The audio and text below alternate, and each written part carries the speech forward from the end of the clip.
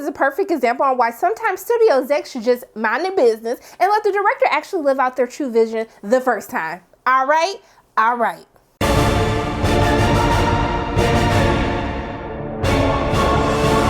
Hey everyone, it's Sharonda from Pay or Wait, and today I'm going to be reviewing Zack Snyder's.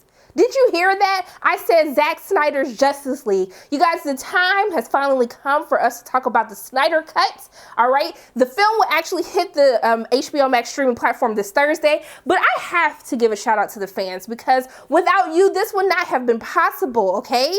The way that you guys have not wavered, you have never lost faith, okay? You had all of the petitions, you had all the hashtags, and we are here today because of you, so I wanted to give you your kudos. And if I had an ounce of your faith, okay, an ounce of your proactiveness with this, I would probably have been able to take down Sally Mae by now, but you have given me hope that that is still possible. So, for those of you who are new to my channel, welcome, hello, so glad you came, I hope you stay. I tell you what I enjoyed about the film, what I didn't like about the film, and is it worth your time watching the Snyder Cut on HBO Max this Thursday when it premieres? We are just a few days away, but I want to make sure that I protect everyone's viewing experience, so this review is going to be spoiler free. I'm not going to be giving away any spoilers, so I just want to make you rest assured. I want you to have the same experience that I had this past weekend watching the Snyder Cut. So, I first wanted to also, to see Zack Snyder be able to have his vision realized, to be able to have so many people be able to watch this from home on streaming, to have even more eyes than what it would have been if it had a theatrical release during this time,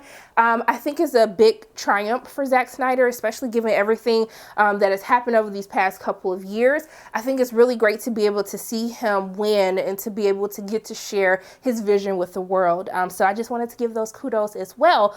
But going into what I enjoyed about the Snyder Cut. So I made the terrible mistake of going back and watching my original review of the theatrical release of Justice League. It was so cringy. I'm just like, why were people watching my channel? I was like, what was happening here? But one of the first things that I really want to talk about is the runtime. So this was actually one of my big issues with the theatrical release of Justice League, is that because we had so many new characters that we were introducing, that there wasn't enough time to actually explore them. I actually said that I wanted the movie to be even longer than what the original 2-hour theatrical release was. And I have to say that having these extra 2 hours, y'all, I ain't gonna lie to you, it worked. And I didn't feel it. It's a 4-hour movie. Yes, it is long as hell. Sharonda, what are you talking about? What am I finna watch for 4 hours and 3 minutes for a movie that I already saw a couple of years ago? But guys, let me tell you something, okay? We are getting character development. We are getting more screen time for some of our favorite heroes, all right? I'm gonna talk about this a little bit later in the review, but I will have to say that even though I was at home, and trust me, I am one of the worst people to watch stuff at home because I get distracted very easily about other things. I think there might have been one time when the movie was kind of like, oh, okay, like how much more time do I have before, like, am I halfway through by now? But this was around the same portion of the original film that I had issues with as well. So I was like, okay, well, sis, like, this is the same issue you had with the first film, so just go ahead and bear through it. But I will say, for those of you who do want to break this up into different parts, they have several different chapters. And so there's clear indicators in which you can leave. You can take you a little bathroom break. You can go get you something to drink, okay, get you something to eat. It will be totally fine. But I think for the average fan, you will probably want to keep watching this straight through. But it didn't feel like a big feat or hinders, like, oh my God, I had to get through these 4 hours. It plays very well from a pacing standpoint. Now also too, I do want to say that I felt the team camaraderie more with the Snyder Cut version of Justice League than I actually did with the first one. I think that they work much better together as a team, maybe because we actually have the opportunity to get to know these characters, and it doesn't feel like everyone's just being thrown together like, hey, you know so-and-so and so-and-so, now go save the world, because we ain't got enough time to do that. I think with the longer runtime, with actually having more scenes to understand our heroes, to understand their motivations, why they're doing what they are doing, I think it helps you feel the teamwork a little bit better and really makes them feel cohesive as the Justice League as well. But I do want to give a couple of shout outs in regards to some of my favorite characters. I will have to say that it felt like a full circle moment. I felt like a proud mama watching Ray Fisher get the shine that he deserved in the first film as Cyborg. Cyborg was very much sidelined along with other characters like Aquaman and the Flash.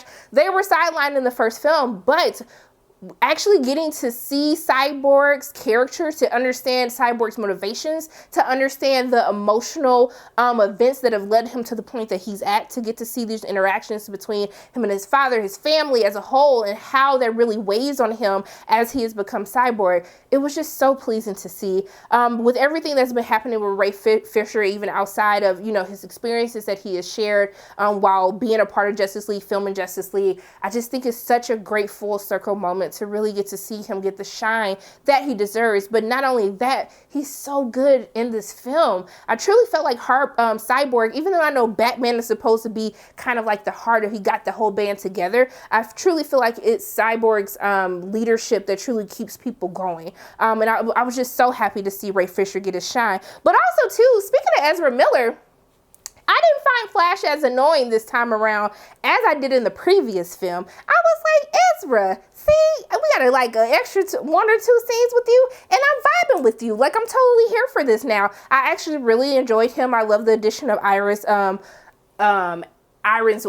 West in the film as well, Kirstie Clemons. I'm excited. This makes me more excited to actually see his standalone film, and we're gonna see what type of flashpoint are y'all actually gonna bring to the screen. I'ma reserve all of my feelings, okay? I'm just wait till the movie comes out. But I will have to say, don't tell nobody this. I know I'm saying don't tell nobody this, but this is like literally on YouTube. But I still love how Zack Synder does Wonder Woman.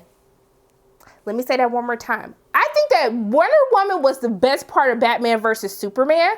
Literally the best part of Batman versus Superman. Like, I was just like, hey, like, I know they supposed to be fighting each other, but can we just look at Diana the rest of the movie, because she killed it. And also too, as we get this extended sequence with Diana's character in Justice League, I'm just like, Zack gets it. The thing that I love about how Zack Synder handles Wonder Woman is the fact that he is able to keep Wonder Woman being a badass, because she is literally a badass. I'm about to say badass, you know what, but you know I said I was gonna stop cursing.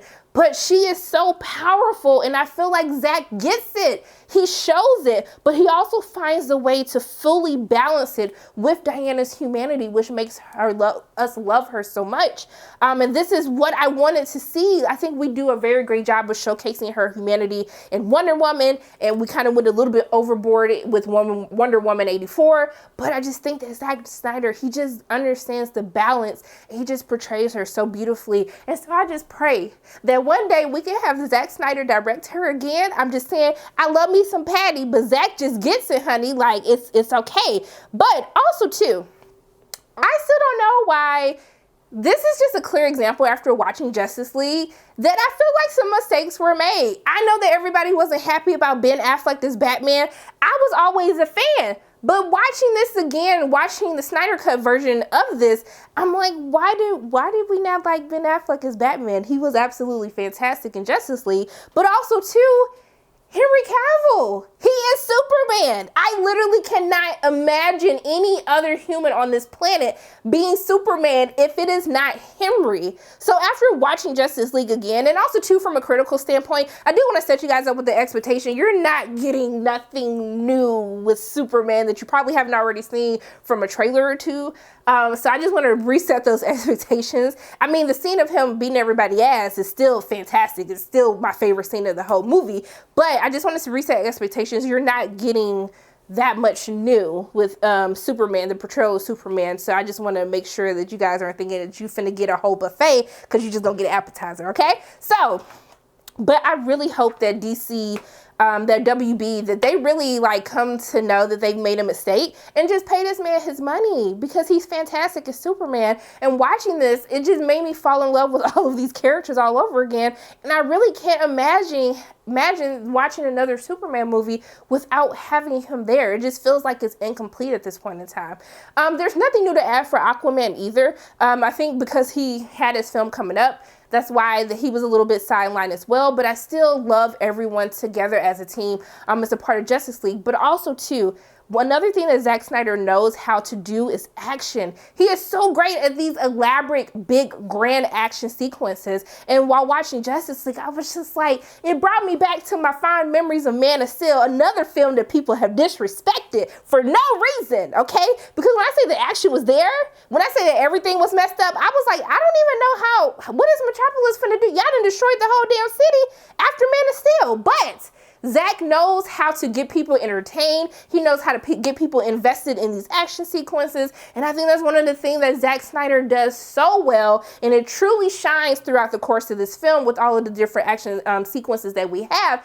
The man knows how to do action. He knows how to put on a show, baby. He knows how to keep the audience entertained, all right? But even though I have so many good things to say about Justice League, I think one of my biggest issues still remains, and that is our villain Steppenwolf. Even though you have these new additions of villains, these new teas, because I'm going to say teas, because it's teas.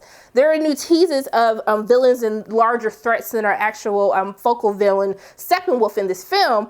I still felt as though while I enjoyed, like, Steppenwolf maybe went up 2 steps with me because I liked the armor that they gave Steppenwolf. I felt like he was a little bit more menacing, but I still felt as though like Steppenwolf just wasn't a good villain, y'all. I know I might get dragged for this. That's totally fine. It doesn't change how I feel about the film as a whole, but I just didn't find Steppenwolf as like this crazy villain. Like, Steppenwolf almost got his ass beat a couple of times throughout the course of the film.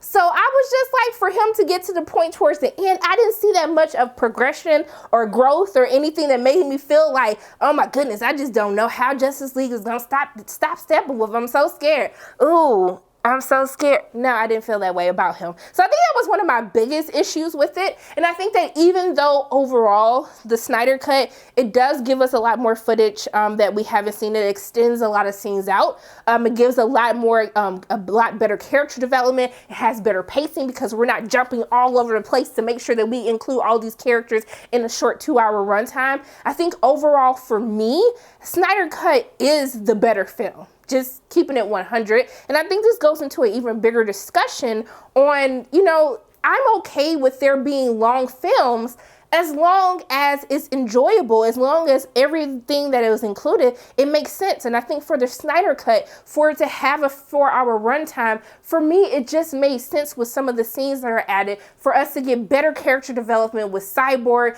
for have us connect with Flash a little bit more. I felt as though the additional runtime was worth it. It still is the same general premise of the movie, so I just want to make sure that I also set that expectation. I don't know if people felt like they were going to watch like this totally different film. No, but we get to flesh out our characters. We get to add a little bit more meat to the story.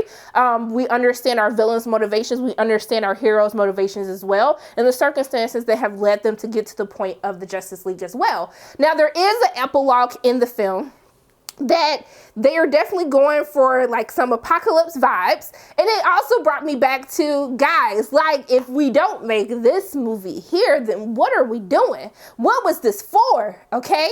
This is just clearly showing that the Warner Brothers has a lot of thinking to do after watching the Snyder Cut, to see the receptions, especially from the critics, but also, too, most importantly, from the fans. I mean, I need to start hearing some announcements. Like, in the next couple of weeks, I need y'all to hire my man Henry, pay him whatever he's asking because he is definitely worth it. I need you to greenlight a couple of more films after watching the Snyder Cut of Justice League as well. But for me, I had a great time. I had a blast. Is it like this masterpiece that everybody is saying all over social media? Like, it is a masterpiece. It is the best superhero film ever in life. No, it's not. But I had a really great time watching it. I had a really great time reconnecting with these heroes, actually forming deeper connections, actually caring about some of these heroes, such as Cyborg and Flash, as opposed to my first viewing with the original Justice League. But for me, Snyder knocks it out of the park. If we have to compare, or if we have to declare a winner, there is no comparison. The clear winner is Zack Snyder, and I'm happy that I've been able to realize his vision. But most importantly, this film is for the fans, and I think that fans will have such a blast with it. They're going to fall in love with it just as much as I have. But yeah, like, what I would tell you guys to do with you and your time, go ahead and watch Snyder Cut, okay? Just go ahead and watch it, get your life, fall in love with your heroes. Then what I need y'all to go do is start a petition to Warner Brothers and tell them, run Henry his money. okay? Run him his money. Let Zack Snyder get a stab at Diana again, and like then we can be at peace. We can be happy, okay? So those are pretty much my thoughts. I am going to stop rambling, okay? Those are my thoughts on Justice League, the Snyder Cut, Zack Snyder's Justice League. As always, my name is Sharonda from Payroll Waits, and if you like what you saw today, make sure you hit the like button, hit subscribe, share this video with your friends, and make sure you hit that notification bell. And I love you guys 3000. I know that it is a DC movie and I'm making a Marvel phrase, but that's my sign off, okay? And until I see you again, and I hope you guys have a great rest of your day. Bye.